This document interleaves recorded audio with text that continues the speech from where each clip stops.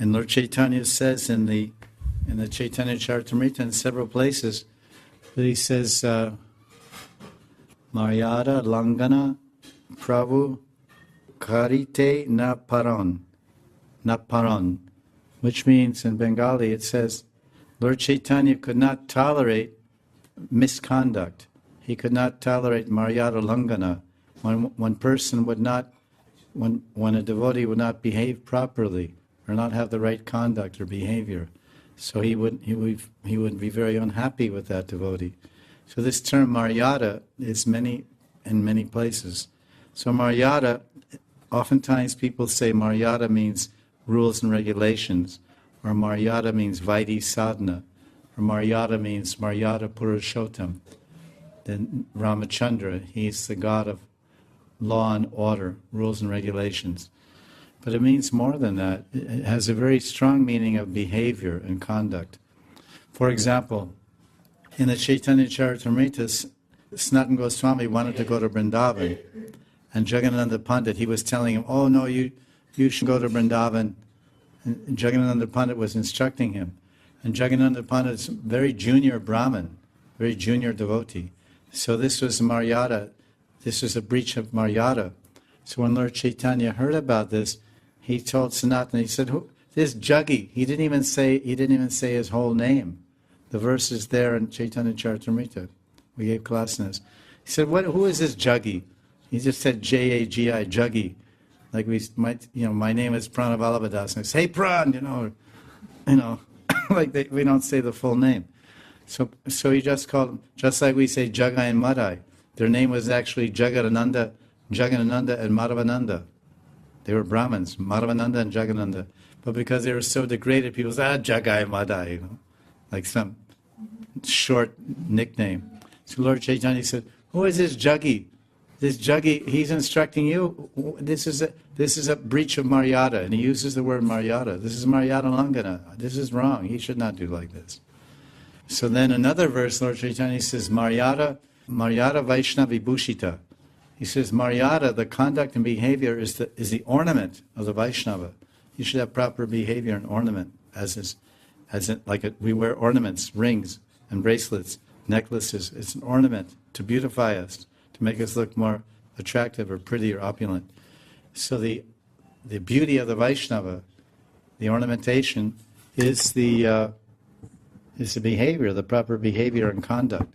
Vaishnava Sadachar. Sadachar means the behavior.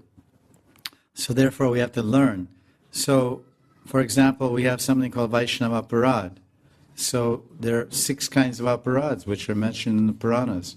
And one aparad is to not feel happy when one sees a Vaishnava. And that's very common. Like someone doesn't like some Vaishnava, or some Vaishnava may have a bad name, or maybe have some problem or whatever. So then we see that lady or man Vaishnava, and we say, oh, I don't like him. He's not good sannyasi, or he's bad Babaji, or he's not good, or he doesn't like my Gurudev, or he said something. So we don't feel happy. We feel, there's that devotee. I don't want to see them. Let me go the other way. Let me not see them. So this is aparad. So we should not. So we have to learn the shastra. We should feel happy and show respect. So when one meets a sadhu, there's behavior. First thing it says, one should not come empty-handed to meet the sadhu. When one goes to meet a saintly person, the shastras say the proper behavior is you bring an apple, or you bring a peanut, or you give 5 rupees, or you give something to the guru. It's like when I go to see Gurudev, sometimes I bring some fruits, or sometimes I always bring something. And I've been seeing him since 25 years. So I don't think, he's my guru, I don't have to follow this. No, I'll follow this every time. So usually, if I'm in a hurry, I just bring 100 rupees. So when I go to meet Gurudev, I pay obeisances, and then I take my 100 rupees and I put it, and he laughs. He laughs, and then sometimes he kind of laughs. And he says, if you give me 100 rupees every day, you'll be so poor. But I don't go see him every day, so it's not that bad. But even if I did, I would give that, or whatever, 10 rupees, whatever you have. I've been also there, and I've watched other Babajis come. In the evening time, they take darshan. Many Babajis come to see him around 5, 6, 7, like that in the evening. And they just pop in, they pay obeisances, and they give 10 rupees or some apple or something, and they go. So this is one law. So if one goes to see the sadhu and they don't do that, then they've actually made offense. It's not proper behavior. It's not proper maryada. We should, because we think, oh, I go every day, it's too much trouble, then that's becoming familiar. Then there's someone, don't step on the Guru's things, don't step on the Guru's shadow. When walking with when walking with saintly person or Guru, they should always be on one's right-hand side. Walk a little bit behind, or to the Gurudev's left side. He should be on your right side if you're walking together somewhere. And don't argue with the Guru. Don't show. This is on Hari Bhakti Vilas. Don't show your knowledge in front of the Guru. Don't correct the Guru. Don't verbally correct the Guru if he makes a mistake. And also says when you leave the saintly person, this is part of Indian etiquette anyway, but especially when you meet Guru's saintly person, then you fold your hands and say, Gurudev, may I take your leave now? The phrase they usually use, may I take your leave? This is some Indian type of English, but in other words, may I have your permission? May I have your permission because you're my senior, you're my teacher, Sadhu Guru. May I take your permission to leave? I have to return to Delhi, or I have to go to do some other seva or whatever to my ashram. So one does like this. He folds his hands and he says, Gurudev, may I take your leave? He says, yes, you go. You go. And then you pay obeisances. So there's many things like this. And that's what comes to my mind. But there are many, many, many different rules that are mentioned there. Don't use Gurudev's property. Don't sit on his asan. Don't imitate the gestures of Gurudev. Don't imitate the gestures or movements or walking style of a saintly person or a guru. You should not imitate or make joke of. Say, oh, we know that Gurudev always goes like this. With some other devotees, and imitate some way that Gurudev moves or something. This is considered offensive. These things are told in Hari Bhakti Vilas. So generally, when one meets a superior person, he should be very respectful and very kind, and of course the principle of giving some gift is also there, and taking leave. These are the basic. When you go, you offer some gift and respect, and then when asking a saintly person or guru, if you want to ask a question, usually you fold your hands and say, Babaji Maharaj or Maharaj, or we say Guru Maharaj, or we say Sannyasi Maharaj, Babaji Maharaj, whomever. May I ask you a question? And then he answers the question. Then you may have another question. May I ask another question? So this is called the Maryada. This is Vaishnava Maryada, the proper behavior and attitude.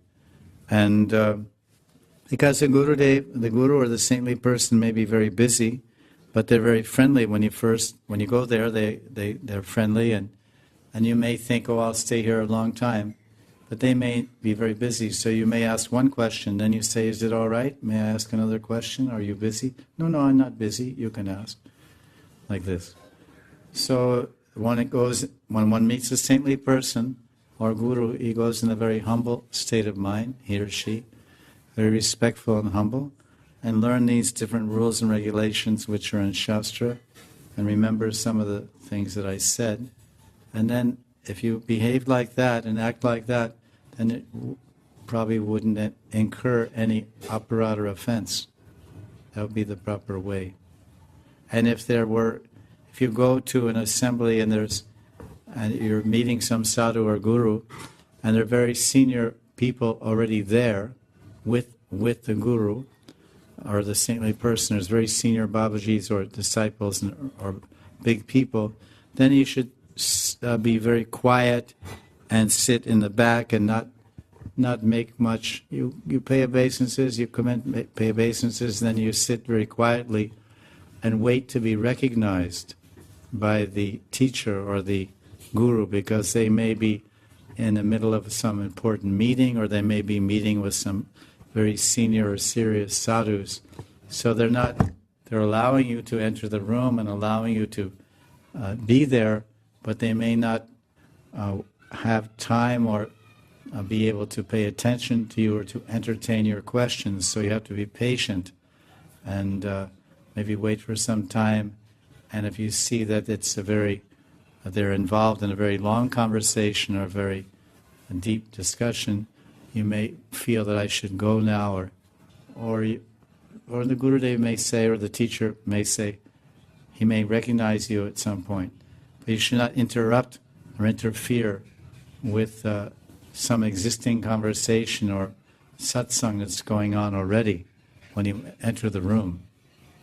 Because you always remember, the disciple or the devotee always remembers, I'm a junior here, I'm a guest here with this sadhu, or I'm a disciple of my guru, but I've entered his room, he's allowed me in his room, but there's so many other devotees here already and having some discussion. Maybe this is a planned meeting, and maybe today I won't be able to ask my questions. Let me be patient and tolerant, and if Gurudev recognizes me, otherwise I shouldn't interrupt or interfere. So always take a very humble and mild, respectful position. Always putting the sadhu first and the guru first and their concerns and their needs. And then if you feel and see that there's room for your questions or your needs to be entertained, then you can present yourself in a very humble way.